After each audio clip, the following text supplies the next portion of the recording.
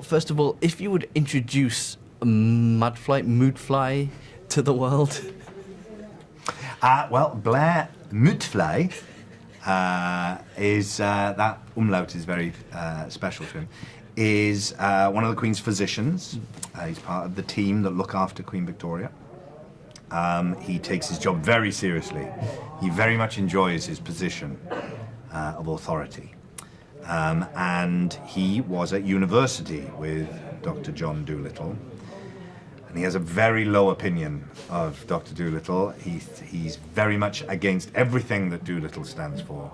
He hates how chaotic and spontaneous he is, and this connection that he has with animals. He thinks he's a crazy person. But underneath, he's actually very jealous of Dolittle. He wishes he could be more like him.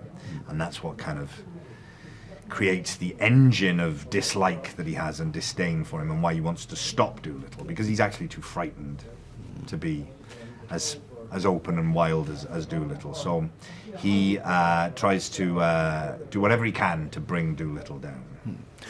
He is something of an antagonist in the movie, but I don't think any person of that character of that type thinks of themselves as a bad person. So I'm guessing, did you approach it from that angle? He doesn't think of himself as a bad guy. He thinks of himself in the right. And he realizes through the film that he's got to maybe change his opinion a little bit. How did you sort of first approach him when you got the role? Well, nobody thinks of themselves as the bad guy in their own story. You're the hero of your own story, aren't you? So you sort of see everything from that perspective. And so Moodfly believes that he is doing the right thing, that Dolittle represents a chaos that cannot exist in life, and that it will bring down not only the best for the Queen, but also for the Empire and everything else. You can't have this chaos. And so, that's what he sticks to. But I think underneath it, he knows on some level that actually he should be more like that. And so eventually, I think, when he has the opportunity to change the way he sees things, he wants to grab that. So that's the lesson that he learns through the story, that you have to be brave enough to just loosen up a little bit and take some risks and see what happens, rather than pinning everything down with certainties all the time. Obviously, you're working opposite Robert for some of the film. What was that experience like? I don't think you'd worked before together. What was your experience? No, I'd never worked with Robert before. I'd been a huge fan of his work, obviously. But I didn't know what to expect, really. And so I was very, very pleased. As soon as you meet Robert, he really kind of makes you feel very special. He's got an extraordinary kind of energy, and he's so generous and warm and funny. And what he brings into the work itself is an incredible playful energy.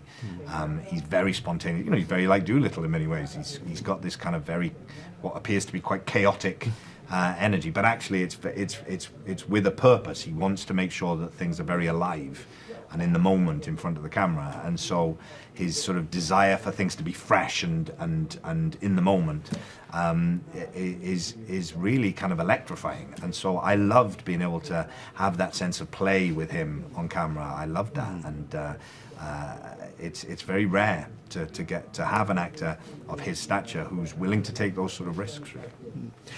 The film features one or two effects, one or two sort of CGI creatures. I know that on set, a lot of that was brought to life by puppeteers, by people physically standing in for some of the creatures, and then the occasional tennis ball, the occasional dot, the occasional this and that. You've had some experience with effects. You know what you're dealing with. How was the experience this time? Well, on all the films and projects that I've done where there's a lot of CGI and that kind of thing, it always makes me laugh, because the bigger the budget, the actual experience tends to be man with a stick, tennis ball on the end, or a couple of pieces of gaffer tape on a curtain. It's such an odd juxtaposition of huge budget film, really cheap, in the moment thing to react to. Yeah. And obviously with this film, with this story, it's so dependent on the animals, and of course they weren't there. So at first I thought that would be a big challenge. But actually, it reminded me of other things that I've done where what actually happens is that, of course, you have to engage your imagination more than you would normally. Instead of just reacting to things that are actually there in front of you, you have to imagine that they're there. And as is often the case, once your imagination is engaged, whether it's as an actor or as a viewer or reader or whatever it might be, things become even more colourful and vivid and rich, and you're constantly surprised by your own imagination oftentimes. And so the more I had to imagine the animals, the more they started to do things that that surprised me. And I was the one supposedly in control of it because I was imagining it. So it becomes very alive in a different way. It's much more like you are when you're a child, I suppose, playing. It's a much more pure form of make-believe and pretend. And I think there's a lot of that in this story, that it kind of reminds you of that magical world of being a child, where you do have a kind of magical connection with animals, whether it's through little cuddly toys, you know, or actual animals. I think there's a real kinship there that children can feel.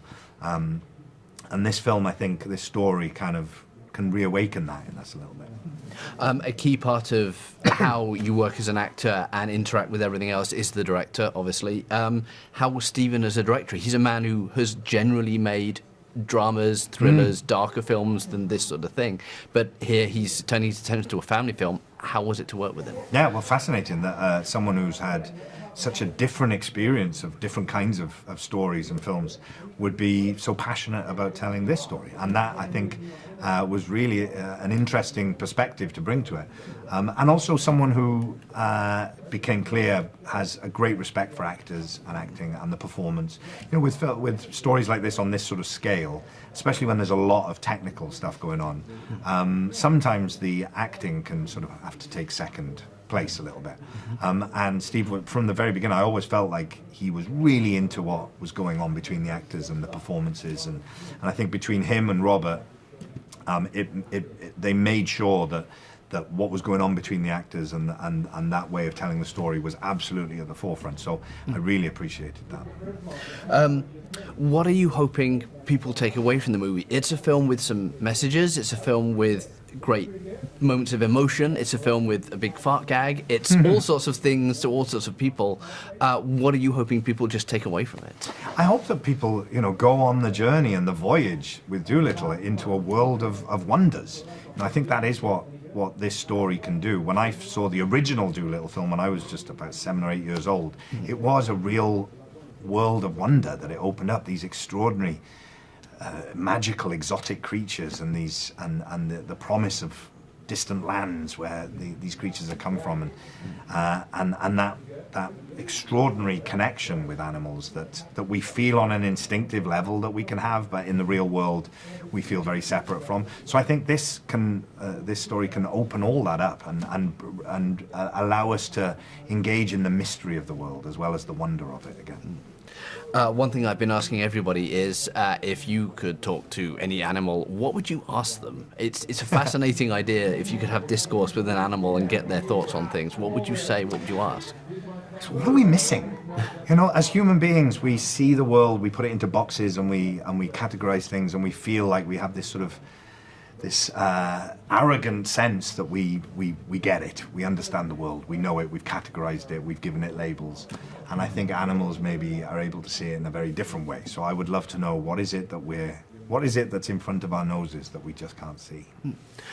It's an interesting era for family films in particular. Kids have so many choices. They have their iPads, their phones, they have everything, video games, everything like that. So how important is it to still have family films like this to bring the family together, to sort of just entertain people in a way that's different from 1,000 little options they might have? Well, I think anything that allows an entire family to share in an experience together is amazing. You know, I've got a little baby daughter now, as well as a 20-year-old daughter, and anything that you're able to do that you can feel connected through is wonderful. I love that, and especially being able to go on a journey together with a story. Storytelling has always been the thing that brings us together. You know, whether we're sitting around a campfire telling stories to each other. And these sorts of stories, I think, are able to, even though they're ostensibly children's stories, I think for adults to be able to engage in that, we have a desperate hunger and a thirst to have those same feelings that we had when we were children again, you know. And I think stories like this can really usher us into that world of wonder again. Hey, so stay with me as I have a bonus behind the scenes movie fact for you. Did you know that for the movie The Social Network, now rather than use split screen, David Fincher shot most of the Wrinkle Levi scenes with two actors, Armie Hammer and Josh Pence, and digitally grafted the former's face onto the latter in post-production. Now the two actors went to twin boot camp to match up their body language, while Pence's face got a cameo during a party scene. So do you like my shirt? You can get one for yourself in the link in the description.